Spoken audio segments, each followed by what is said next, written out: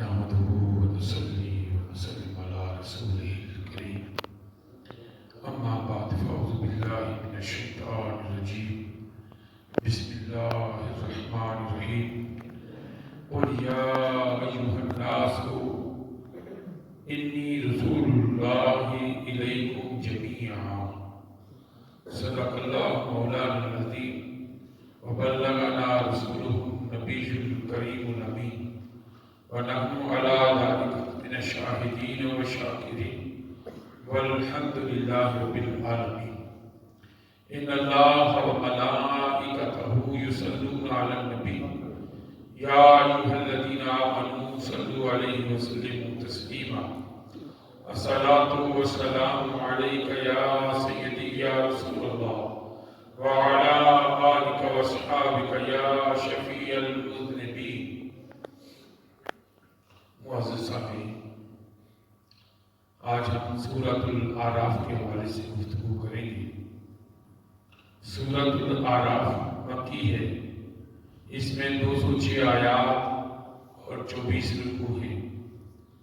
اس کی ابتدا حروف مقطعات سے ہوئی ہے، الف لام میم صاد۔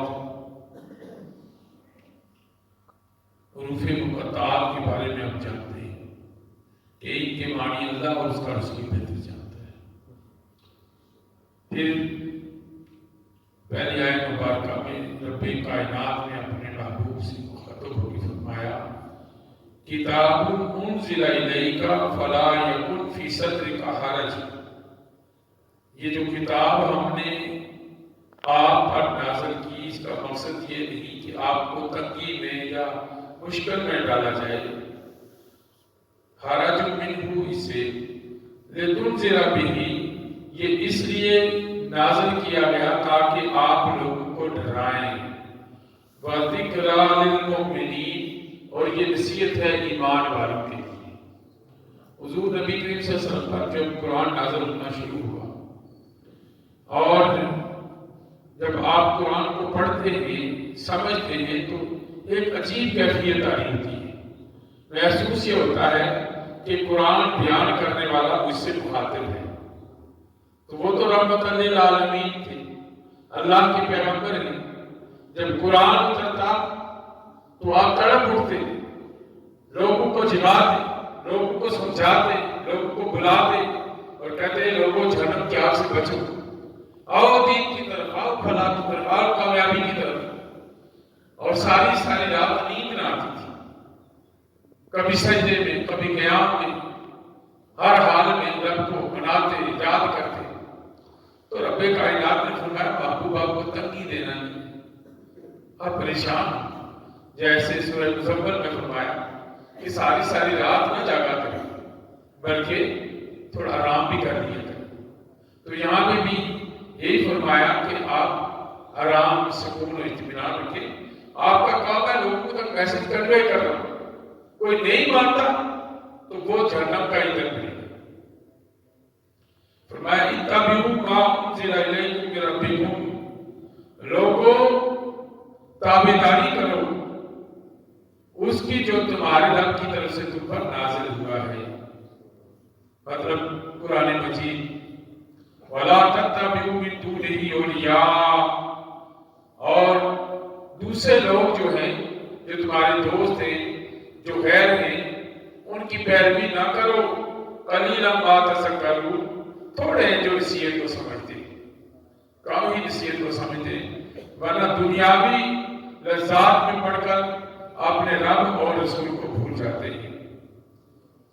اور اس سورہ مبارکہ میں حضرت آدم علیہ السلام کی تخلیق اور شیطان کا جو حملہ تھا حضرت حوا اور حضرت آدم علیہ السلام کو، اس کا تذکرہ اختصار کے ساتھ بیان کیا گیا ہے کہ کیسے جب حضرت آدم علیہ السلام کی تخلیق ہوئی تو رب کائنات نے سارے فرشتوں کو فرمایا کہ میرے آدم کو سجدہ کرو۔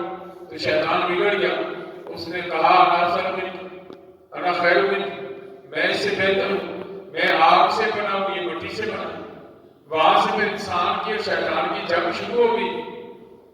وہ انسان کا پہلے سے ہی مخالف تھا کہ یہ نائب بن جائے، تو اس نے پھر کیا کیا کہ جب حضرت آدم علیہ السلام کی تخلیق ہوگی، حضرت حوا بھی پیدا ہوگی، جنت میں رہنے لگے، پرسکون زندگی گزارنے لگے، تو اس وقت رب کائنات نے حضرت آدم اور حضرت حوا کی آزمائش کے لیے ایک درخت جنت میں لگا دیا تھا اور فرمایا یا آدم اسکن انت وزوجک الجنۃ فکلا من حیث شئتما ولا تقربا هذه الشجرة فتكونا من الظالمین، آپ جنت میں رہو، جہاں سے مرضی کھاؤ، جو مرضی کھاؤ، ولا تقربا هذه الشجرة، اس درخت کے قریب نہ جانا، فتكونا من الظالمین، تم ظالموں میں سے ہو جاؤ گے۔ تو اب شیطان کو چانس ملا، وہ کہتے ہیں کہ پاکیزہ شخصیت کے بڑا بھیس بدل کے گیا اور جا کے ان سے کہنے لگا اے آدم تمہیں پتا ہے کہ آپ کو منع کیوں کیا گیا؟ اگر آپ یہ کھا لیں گے تو ہمیشہ اس میں رہیں گے اور پھر فرشتے شاید بن جائیں یا پھر آپ جنتی مخلوق بن جائیں، اس لیے منع کیا گیا، تو آپ تھوڑا کھا لو، کیا فرق پڑتا ہے؟ تو شیطان کا بہکاوا بڑا سا، اس سے کوئی تو بچ سکتا ہے۔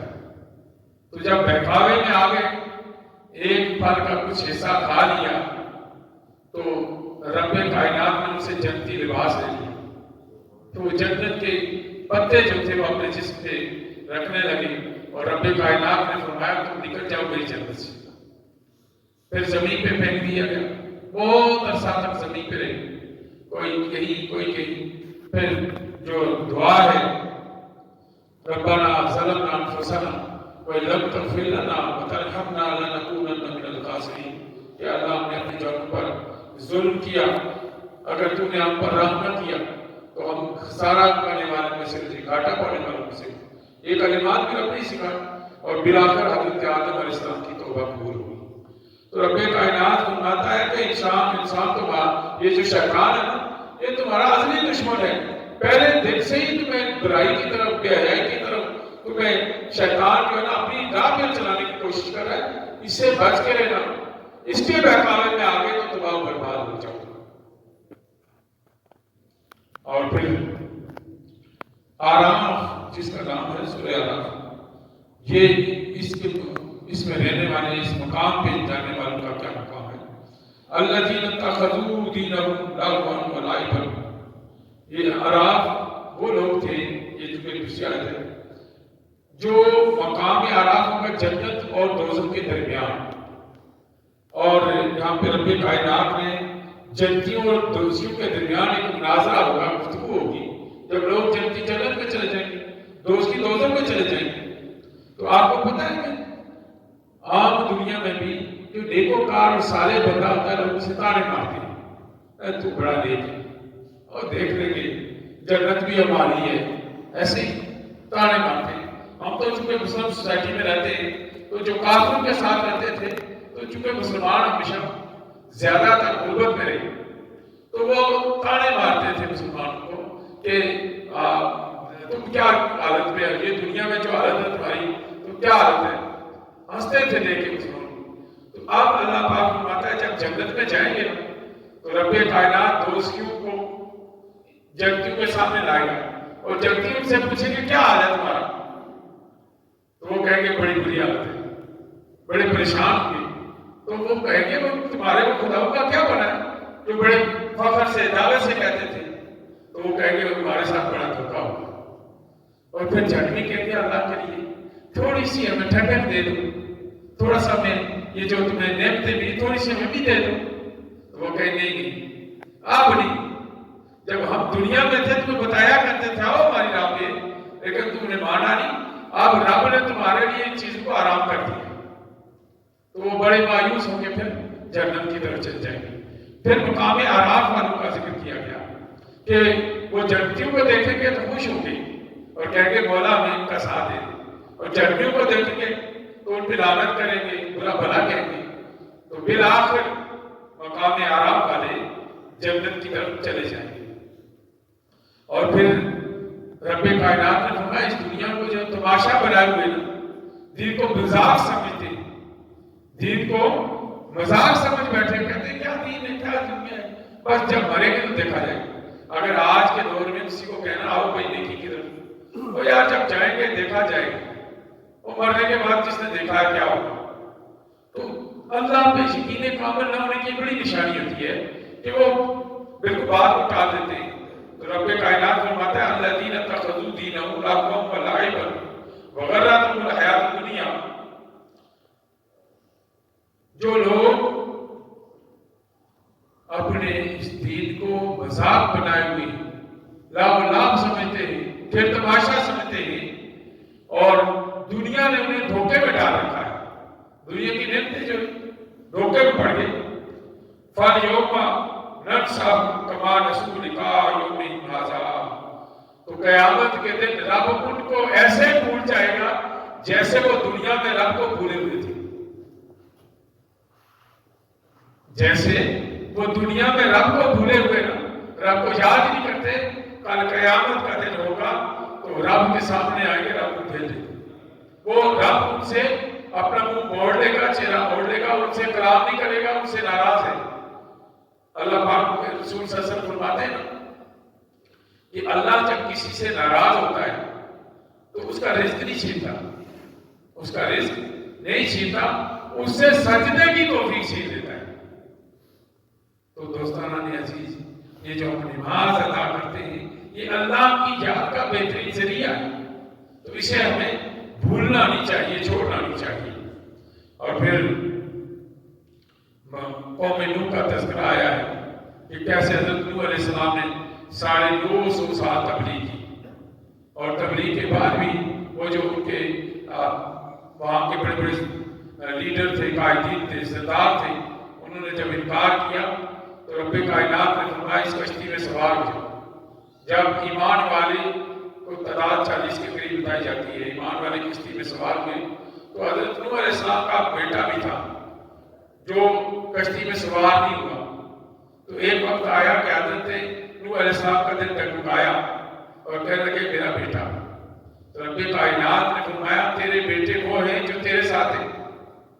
تو بیٹے سے کہا آ جاؤ کشتی میں وقت ہے، کہنے لگا نہیں میں پہاڑوں پہ چڑھ جاؤں۔ تو پھر جب اللہ کا عذاب آتا ہے تو پہاڑ بھی ملیا میٹ ہو جاتے ہیں۔ وہ کشتی اوپر اٹھتی جا رہی تھی اور طوفان اوپر جاتا چلا جا رہا تھا، اور ایک وقت آیا کہ وہ سارے جودی پہاڑ تک پانی ہی پانی تھا، اور کشتی جودی پہاڑ کے قریب آ گئی۔ اور پھر قوم عاد اور قوم سمود کا تذکرہ آیا، بڑی طاقت والے لوگ تھے، بہت طاقت والے لوگ تھے۔ یہ پہاڑوں میں نا، پہاڑوں میں اس طرح وہ سرگے کھود کر اپنے مکانات بناتے تھے، اور اللہ کی جب نافرمانی کرنے لگے رب کی طرف سے جب ان پہ عذاب آیا تو ایسے کودے پڑے تھے جیسے ٹانڈے پڑے ہوتے، جیسے مکے کے وہ جو ٹانڈے ہوتے ہیں وہ پڑے ہوئے تھے۔ پھر قوم لوط کا تذکرہ آیا کہ کس طرح انہوں نے حضرت لوط علیہ السلام کا انکار کیا اور اپنی مستی میں رہے، اللہ نے ان پر بھی عذاب کیا۔ پھر حضرت شعیب علیہ السلام کی قوم کا تذکرہ ہے کہ حضرت شعیب علیہ السلام نے اپنی قوم کو بددیان کی اور بے ایمانی سے روکنے کی کوشش کی۔ وہ ناپ تول میں کمی کرتے تھے اور دھوکہ دیتے تھے، تو انہوں نے کہا بھائی تم اپنا کام کرو، میں کام کرنے دو۔ تو دھوکے بازوں کو بھی اللہ نے سخت عذاب دیا اور وہ قوم بھی تباہ و برباد ہوئی۔ اور پھر حضرت موسیٰ علیہ السلام کا بڑا تفصیلی واقعہ یہاں سورۃ الاعراف میں بیان ہوا ہے کہ کیسے اللہ پاک نے حضرت موسیٰ علیہ السلام کو نبوت عطا کی اور ان کی معاونت کے لیے ان کے بھائی حضرت ہارون علیہ السلام کو بھیجا۔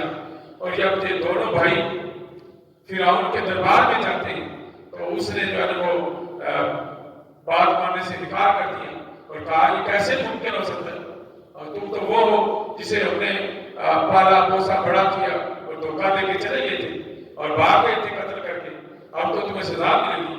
لیکن جب حضرت موسیٰ علیہ السلام نے اپنے معجزات دکھائے، ید بیضا دکھایا اور اژدہا جو لاٹھی تھی وہ اژدہا بن جاتی تھی، اسے دیکھ کے وہ ڈر گیا، وہ اپنی مسجد سے اتر کے بھاگا، اور پھر وہ اس کے سردار کہنے لگے یہ کوئی بڑا جادوگر بن گیا ہے، اس نے کوئی جادو سیکھ لیا ہے، اور پھر جادوگر کو بلا لیا، ان کی میٹنگ ہوئی، تو پھر انہوں نے جو رسیاں تھیں وہ زمین پہ پھینکی تو وہ سانپ بن کے پھرنے لگے۔ تو حضرت موسیٰ علیہ السلام نے اپنے عصا کو جب زمین پہ پھینکا تو وہ اجہا بنا اور ساری رسیوں کو نکل گیا. اب جادوگر جانتے تھے کہ رسی کو کھا نہیں سکتی، باقی کو تو نہیں پتا تھا، تو انہوں نے کہا کہ یہ کوئی عام جادوگر نہیں، اللہ کا نبی ہے.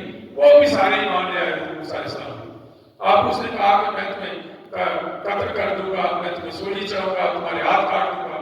لیکن وہ ڈرے نہیں، انہوں نے حضرت موسیٰ علیہ السلام پہ ایمان لے آئے اور ایمان پہ قابل رہے. ان سے ان کو قتل کروا دیا. پھر جو ہے نا حضرت موسیٰ علیہ السلام جب اس کی قوم پہ آزمائش آتی نا، کوئی تکلیف پہنچتی، تو حضرت موسیٰ علیہ السلام سے ریکویسٹ کرتا آپ یہ کریں کہ اللہ سے کہیں یہ جو عذاب ہے، کبھی ٹڈیوں کا عذاب ہوتا، کبھی جو ہے نا وہ پانی پیتے تو جو ہے نا وہ اس کی جگہ پانی کی جگہ خون ہوتا. اس طرح کی بہت ساری آزمائشیں ان پہ آئی، لیکن وہ سمجھ نہیں سکے. جو یہ آزمائش آتی تو کہتے موسیٰ علیہ السلام آپ دعا کریں، ہم ایمان لیں گے. اور جب آزمائش ختم کہتے ہیں ہم نے اپنی طرف سے جو ہے نا وہ کوشش کی ہے، ختم ہو گئی ہے، تمہارا اس میں کیا کمال ہے، کیا اپنی ایمان آتی. ایسے کرتے کرتے ایک وقت آیا، پھر اس قوم کا انجام یہ ہوا کہ حضرت موسیٰ علیہ السلام اپنی قوم کو لے کر نکلے اور دریا میں جا کر عصا بارہ راستے بڑھ گئے. حضرت موسیٰ علیہ السلام اور ان کی قوم آگے چل پڑی اور فرعون نے دیکھا کہ راستے اچھے ہیں، ہم بھی نکل جائیں گے اور ان کا پیچھا کر کے ان کو باہر ڈالیں گے. لیکن ایسا ہو نہ سکا. جو ہی دریا درمیان میں پہنچا فرعون اور اس کا لشکر راستے مل گئے اور وہ نیست و نابود ہو گئی. لیکن جو فرعون تھا اس کی لاش کو سمندر نے یا اس پانی نے قبول نہ کیا، باہر پھینک دیا. آج تک وہ نشان عبرت بنی ہوئی ہے کہ جو اللہ کے سامنے یہ غرور و تکبر کرتے ہیں، اللہ تعالیٰ کو کیسے رسوا کیا کرتا ہے. اور رب کائنات نے فرمایا نبی آپ اعلان کر دیجیے، قل یا ایھا الناس، اے لوگو، انی رسول اللہ علیکم جمیعا، میں تم سب کے لیے اللہ کا رسول بن کر آیا اور قیامت تک کی اعلان. کیونکہ پہلے جو انبیاء تھے مختلف علاقوں کے لیے، مدین کے لیے آئے ہیں، دوسرے قوم لوط کے لیے آئے، تیسرے قوم صالح کے مختلف، حضرت صالح علیہ السلام مختلف قوم کے لیے مختلف پیغمبر آئے. تو اللہ پاک نے نبی کریم صلی اللہ علیہ وسلم کو فرمایا آپ سارے جہانوں کے لیے نبی بن کر آئے. اور اللہ پاک نے فرمایا خذ العفو وامر بالعرف، آپ عفو کو پکڑ لیجیے، عفو کا دامن نہیں چھوڑنا، لوگوں کو معاف کرتے رہیے. وامر بالعرف، نیکی کا حکم دیجیے. واعرض عن الجاہلین، اور جب جاہل مل جائے نا ان سے اعراض کر دیں. کیونکہ جاہل کبھی اپنی جہالت کی وجہ سے اپنی ہار نہیں مانتا. جتنے بھی اس کو دلائل دیں گے نا وہ ضد کر کے بیٹھے گا اور بلا کر وہ لڑائی جھگڑے میں اترائے گے. تو ایسے جاہل سے اجتناب کرنا چاہیے. اور قرآن پاک کے حوالے سے حکم ہے، قرآن سننا فرض ہے، قرآن سننا فرض ہے، پڑھنا سنت ہے. فرمایا وَإِذَا قُرِئَ الْقُرْآنُ فَاسْتَمِعُوا لَهُ، جب قرآن پڑھا جائے تو اسے غور سے سنو. وَأَنصِتُوا، اور خاموش رہو. لَعَلَّكُمْ تُرْحَمُونَ، تاکہ تم پر رحم کیا جائے. تو رب کائنات نے قرآن ہماری ہدایت اور رہنمائی کے لیے اتارا، ہماری بہتری کے لیے اتارا، اور اس میں برکتیں ہیں، اس میں رحمتیں ہیں، اس میں انسانیت کی ہدایت کے لیے بہت ساری باتیں بتائی گئی ہیں. اور قرآن تو یہ بھی کہتا ہے لا رتب ولا یابس الا فی کتاب مبین، دنیا کی کوئی خوشگوار چیز نہیں ہے جو کہ قرآن میں نہیں ہے، لیکن اس سے ہدایت لینے کی ضرورت ہے. تو میں یقین کرے سورۃ الاعراف کو پڑھ رہا تھا تو مجھے یہ محسوس ہو رہا تھا میرا رب مجھ سے ہم کلام ہے. قرآن میں ساری صورتیں ہیں ساری، لیکن جب بھی آپ قرآن پڑھتے ہیں تو آپ کو محسوس یہ ہوگا کہ میرا رب مجھ سے کلام کر رہا ہے. تو کوشش کیا کریں ترجمے سے پڑھیں، سمجھ کے پڑھیں تو بڑا مزہ آتا ہے. اور پھر انسان کی زندگی میں انقلابی کبھی آتا ہے جب قرآن کو سمجھتا ہے. تو اللہ پاک ہم سب کو عمل کی توفیق عطا فرمائے. وآخر دعوانا